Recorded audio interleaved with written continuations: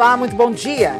Quem é que não gosta de uma feijoada, uma picanha suculenta com bastante gordura, pizza, sanduíche, batata frita, sem falar dos refrigerantes e das cervejas.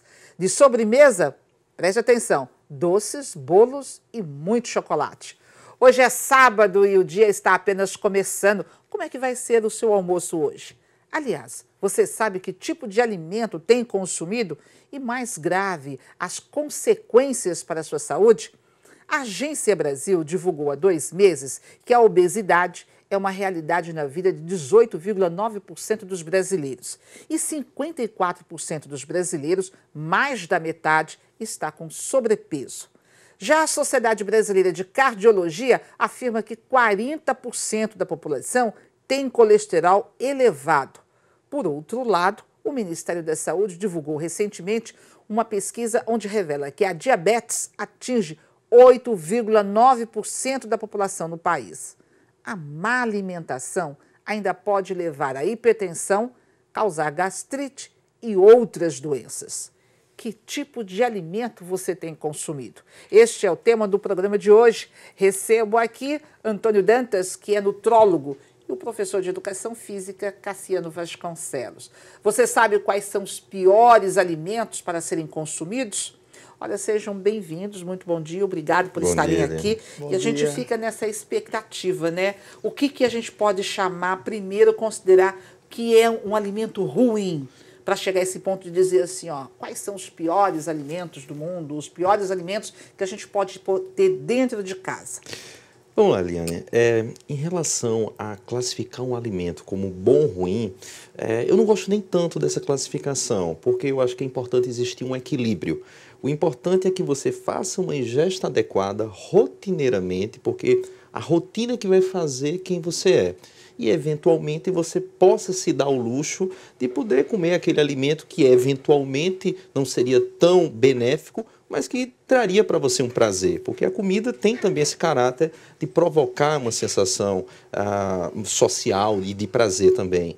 Então, eu gosto de classificar os alimentos que são mais inflamatórios e aqueles alimentos que são não inflamatórios. É mais ou menos assim. Como é que a gente diria assim, esses inflamatórios, para alguns a gente pode chamar que são os alimentos ruins, aqueles alimentos que de fato a gente devia riscar do nosso caderninho, tirar da nossa despensa, da nossa geladeira e nunca ingeri-los?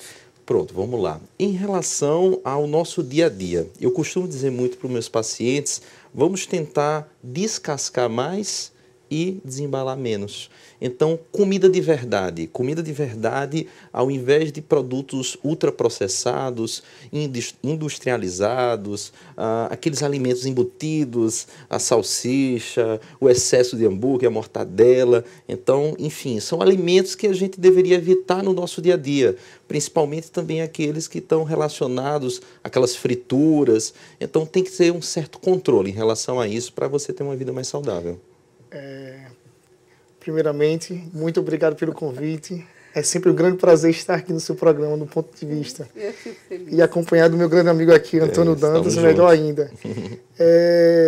Toda essa relação de alimentos, assim, na minha opinião, é óbvio, está relacionado muito com uma questão cultural, né? E, ao mesmo tempo, vivemos hoje uma realidade tão difícil, uma realidade que às 24 horas já praticamente não dá tempo para a gente cuidar da gente, cuidar da saúde, né? E termina ficando mais fácil comer os alimentos que estão mais à mostra, os alimentos industrializados, aqueles que estão prontos para ser. Aqueles que é só você abrir, tirar a embalagem. Né? Exatamente. E está aí a dificuldade que eu vejo no meu dia a dia, né, nas academias e com as pessoas que eu convivo, né? Eu percebo que a grande dificuldade dessas pessoas é justamente tentar fazer essa organização, né, de frações de refeições, já que hoje assim, a quantidade de compromissos que temos é tão grande que assim, as pessoas encontram muita dificuldade para poder fazer tentar comer um alimento, né, saudável. Por exemplo, assim, a gente acorda de manhã, tem muita gente assim, que o café da manhã é assim, é um pão com manteiga, queijo, um fiambre, alguma coisa assim, e uma xícara de café. E nem muitas vezes nem café com leite. Só isso. Tá errado. É. E aí, às vezes, dessa alimentar comendo só isso, muitos saem para a academia, ou às vezes não, tomei só uma vitamina, peguei uma fruta, uma barrinha de cereal e vamos para a academia, ou vamos fazer atividade, caminhar, correr, qualquer coisa assim. Isso. No meu dia a dia acontece muito dessas coisas assim, de o que os meus clientes, meus alunos comem antes de ir treinar, né? E a grande maioria deles, alguns por falta de tempo, outros por falta de informação, outros porque às vezes está querendo emagrecer, aí de repente acha que fazendo uma dieta restritiva, tirando alimentos, certo, vai ajudar no objetivo dele. E às vezes, ou melhor, só vai atrapalhar no objetivo, vai distanciá-lo mais ainda do objetivo. Nessa segunda-feira que passou, uma aluna minha, né, no primeiro horário, às 6, 6:30 da manhã, ela foi para a academia, né, praticamente em jejum. Não é que esteja errado, eu poderia aplicar um treino para ela, né, em jejum, como ela estava em jejum. Mas o que aconteceu? Eu cheguei para ela e disse, a sua performance de treino vai ser prejudicada por falta de energia, já que nosso treino, a característica nossa, é justamente intensidade alta. O seu organismo, de maneira geral, vai procurar energia, não vai encontrar, certo? E você pode ter efeitos colaterais, né, ruins, além da performance do treino que vai ser prejudicado, entendeu? Provavelmente, se eu não tivesse atento a isso, né, qual a intensidade de treino eu fosse aplicar para ela, certo? Ela poderia, né, até ter uma queda glicêmica. Ou seja, passar mal, literalmente, né? E pegando o gancho que o Cassiano falou, aí é onde entra a qualidade do alimento para te proporcionar energia. Então, onde entra a questão dos carboidratos. Então, hoje em dia tem aquela coisa, carboidrato é bom, carboidrato é ruim. Não tem a questão de ser bom ou ruim. Tem a forma de como é que ele é utilizado. Então, uma pessoa que vai fazer uma atividade física, antes dessa atividade física, cerca de 4 horas antes e depois também, ela tem que fazer uma ingesta adequada de carboidratos. Então, você fazer uma refeição com base em raízes como inhame, macaxeira, fazer frutas, é super interessante para que possa te proporcionar energia para que você tenha um bom rendimento no treino. Então, hoje está muito na moda, quando você fala, né, as pessoas estão muito mais preocupadas com o corpo, com a saúde, assim, e tem muita gente que sai meio que desembestado, correndo aí, né, sem ter uma orientação adequada. Mas as pessoas passaram, né, descobriram o inhame, descobriram a macaxeira, descobriram o cuscuz, a batata doce, né, a tapioca com chia. Então, assim, são alguns alimentos, assim, que todo mundo conhece, todo mundo come, né? Muita gente come ou passou a comer. Mas, no entanto, o seguinte, esse é aquele que vai fazer uma atividade física, mas e o trabalhador que não vai? Ou então mesmo aquele trabalhador que eu só vou fazer de noite. Eu comi rapidamente, ou então no meio do caminho eu vou para o meu trabalho, mas lá tem um fiteiro, tem o carinho do cachorro quente, eu vou comer o cachorro quente e vou trabalhar. Está tudo errado. Isso faz mal. Exato, exato. A questão da atividade física independe da questão do exercício físico, né? Um exercício físico repetido, aquela musculação. Então, você vai fazer uma atividade física, independente de qual for, você vai precisar de energia. E existem, logicamente, aqueles alimentos que são pobres em nutrientes. Então, a gente separa muito bem. É um alimento, ou você tá nutrindo o seu corpo, ou você está colocando um alimento vazio. Então, a questão do cachorro-quente, da salsicha, enfim, além de trazer vários malefícios para a saúde, em termos de energia, também não te proporciona uma energia substancial para você fazer sua atividade também, não. Aí eu só pergunto, por exemplo, assim, por que a salsicha é prejudicial? Vamos lá, a salsicha, a mortadela, o excesso de hambúrgueres, essas carnes processadas hoje já tem inúmeros estudos que mostram que ela tem correlação com a possibilidade de surgimento de câncer. Então, não é que você não possa comer salsicha, não possa comer hambúrguer, mas você tem que estar ciente para você fazer um uso adequado, vai fazer uma vez a cada 15 dias, vai fazer uma vez por mês, enfim, mas não rotineiramente. Como eu sempre digo, a rotina é que termina fazendo realmente quem você é. Na verdade, achei engraçado, né, que você falou sobre os exemplos da macaxeira, do inhame, só que isso sempre se comeu.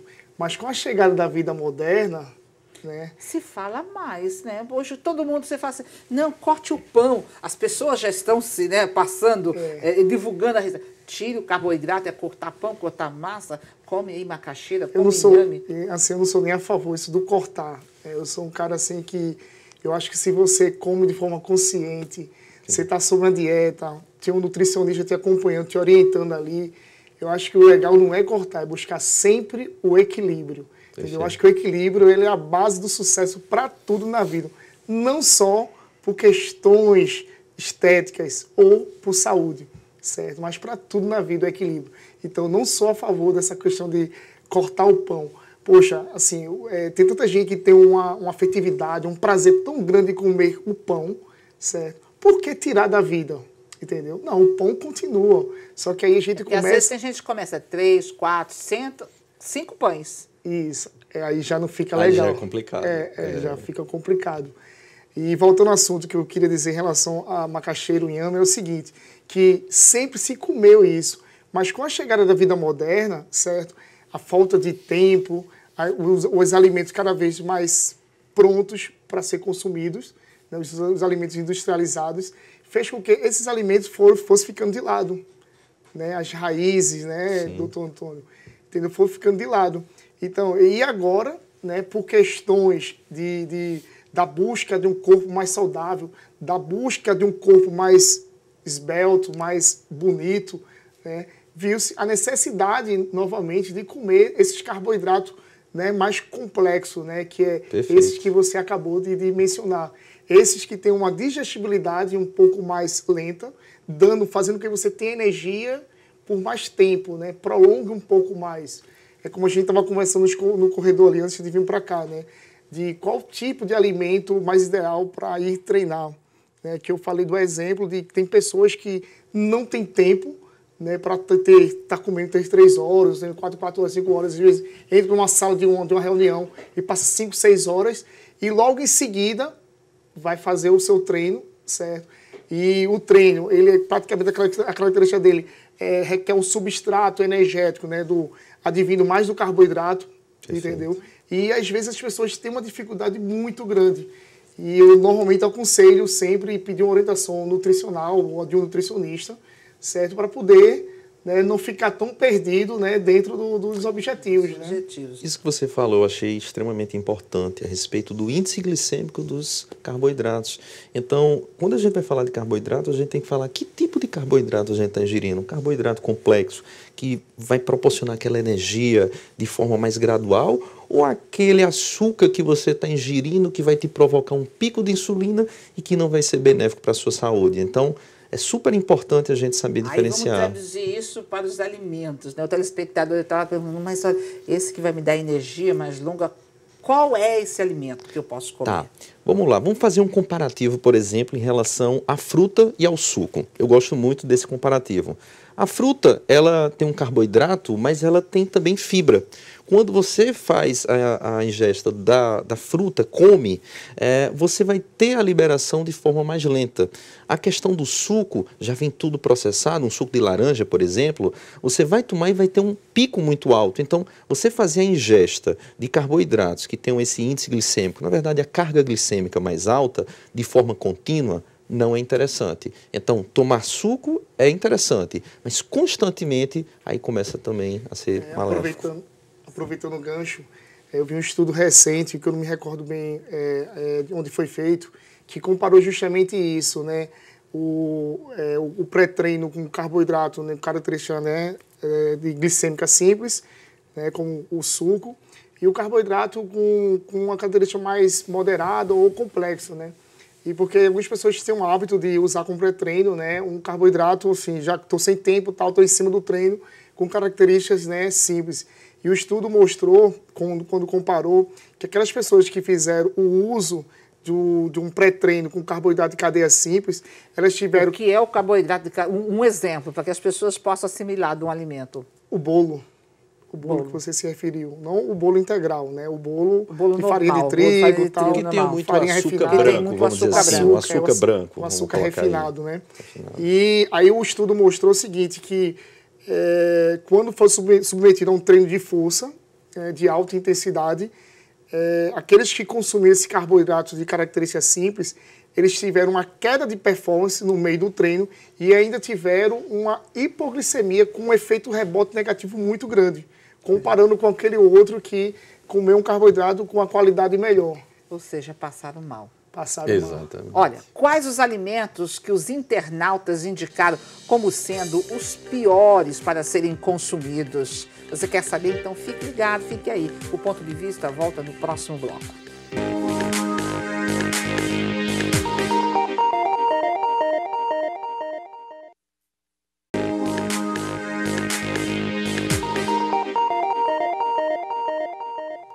Você sabe que tipo de alimento consome? Este é o tema do Ponto de Vista deste sábado. Recebo aqui Antônio Dantas, que é nutrólogo, e o professor de Educação Física, Cassiano Vasconcelos. E o que será que os internautas responderam pelas redes sociais? A pergunta foi a seguinte: você sabe quais são os piores alimentos do mundo? A Águida respondeu o seguinte: deve ser a salsicha. A Mônica falou em margarina, batata frita industrializada, leite de caixinha. A Caroline Francisca disse o seguinte: Coca-Cola, batata frita e os enlatados. O Jair Pereira Silva foi mais radical e respondeu: tudo o que se tem no supermercado. A Helena Lula Galindo disse o seguinte: creio que quase todas as comidas, todos os alimentos. O João Vitor falou o seguinte: salsichinha, mortadela, batata frita. Olha, pelo visto, batata frita é campeã, né? O Pedro lembrou dos refrigerantes, do requeijão, da pipoca de micro-ondas, da margarina e do óleo de cozinha. Essas foram algumas, né, das respostas, tem muito mais lá nas nossas redes sociais. E, de fato, a gente pode dizer assim que as pessoas elas estão conscientes, né? Pelas respostas que deram aí. Então, elas estão de parabéns. Estão de parabéns. Em termos de entendimento. Mas no dia a dia, a gente não abre mão, né? Batata frita. Se consome muita batata frita. E a gente, às vezes, dá para os nossos filhos, né? Que não vão almoçar, não quer comer isso, põe ali uma porçãozinha, um filezinho e batata frita. Ou então, macarrão, uma macarronada simples, às vezes até com aquele molho de tomate tudo enlatado, tudo industrializado, e batata frita. Exato. E a criança come, né? Com prazer. Tudo errado. Exato. Então, assim... As consequências disso para o organismo.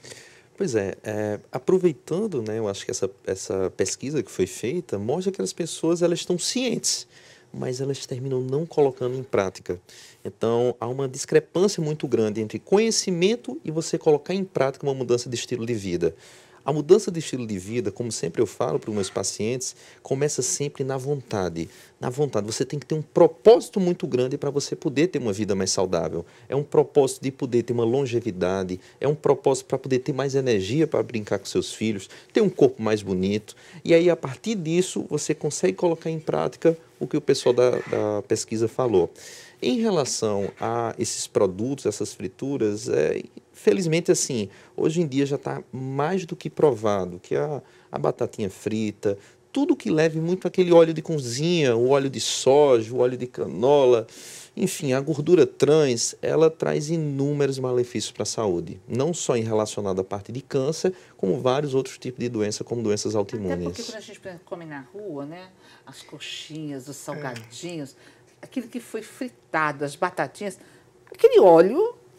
Danoso, extremamente assim, danoso. É reutilizado, a gente não sabe quanto tempo está ali. Provavelmente, acho que está muito tempo lá. E aí onde é que está o problema, né? Assim, talvez seria menos, né, prejudicial se fosse aquele óleo novinho. O problema maior é justamente a quantidade de vezes que está sendo reutilizado. Isso você colocou uma coisa interessante. Não é porque a batata faz mal. De forma alguma. Né?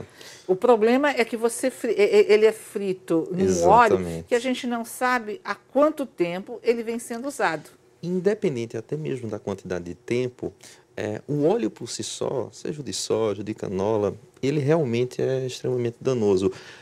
Eu converso muito, né, às vezes uns pacientes mais, enfim, não digo idosos, mas de mais idade, né? Olha, no meu tempo, a gente usava mais aquela manteiga, usava banha de porco. Eu disse, pois é, então a gente está precisando retornar um pouquinho para esse tempo.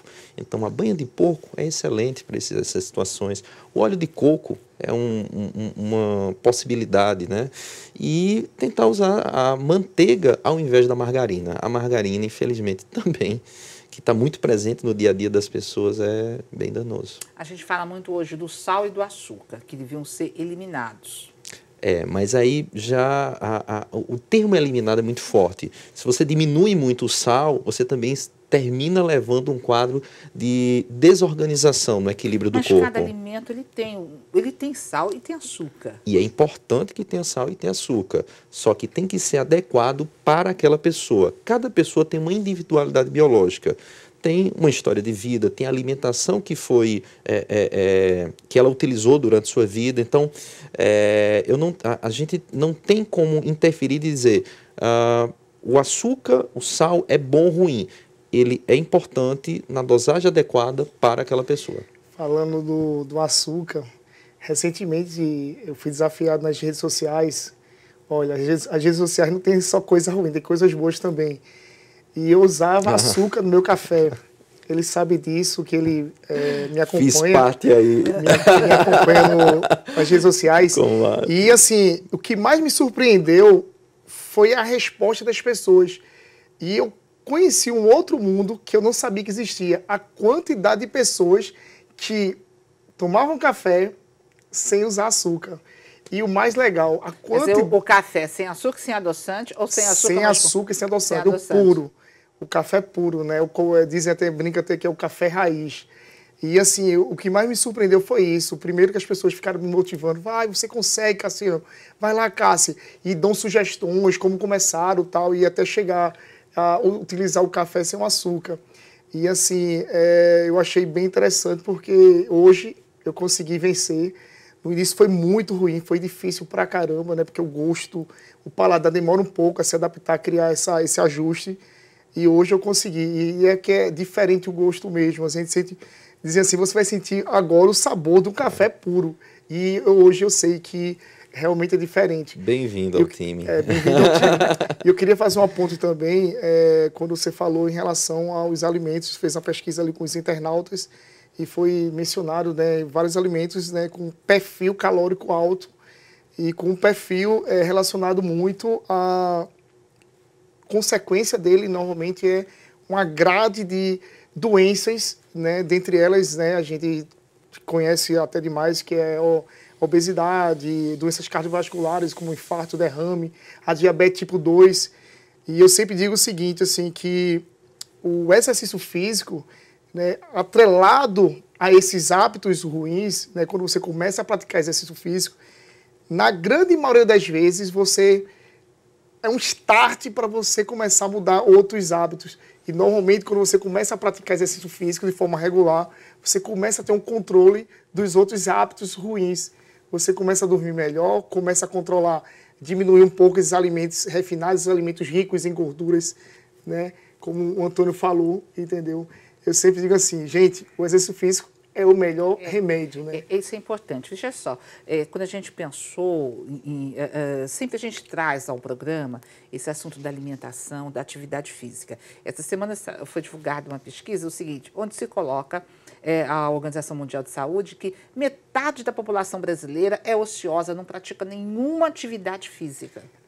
Eu vi essa pesquisa. Então, isso é muito ruim. Aí, essa metade também que não faz, certamente, se você não faz uma atividade física, deve estar lá, assim, panturrando dos alimentos rápidos, né?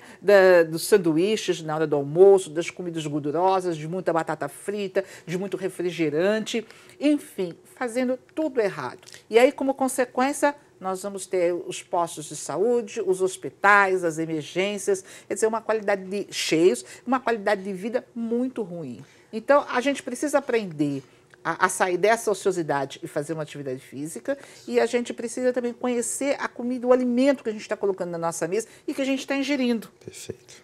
E se não me falha a memória, nessa mesma pesquisa, relatou que mais de 50% das pessoas não praticavam nenhuma atividade física por falta de tempo. E 13% delas, 13 a 15%, não me recordo agora o número exato, dizia que não gostava de fazer nenhum tipo de exercício físico.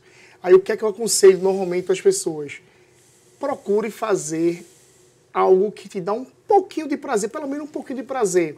Seja lá jogar futebol, né? Seja lá nadar, seja correr, seja andar de bicicleta. Caminho de bicicleta, caminhada. nada. Se você não gosta, tem gente que não gosta de andar, então vá nadar, né? Sim, Nadar claro. é tão bom, né? Vá para um clube, para uma piscina, praticar O alguma importante é não atividade estar física. parado, né? Importante é não estar Exatamente. parado. Veja só, a gente está chegando ao fim do programa, mas é importante que a gente coloque aqui o seguinte. A gente tem um hábito, em função dessa correria, dessa falta de tempo, a gente sai comendo, às vezes, qualquer coisa, às vezes passa um longo período, o dia todo, sem se alimentar, e aí quando chega, pega a primeira coisa, é o sanduíche, que é o mais rápido de fazer, né? Pão, passou a manteiga, colocou um queijo, alguma coisa assim, um refrigerante, ou então um café bastante açúcar, né? Ou um café com leite, alguma coisa assim. A gente faz tudo errado. As consequências são danosas, mas a gente não precisa.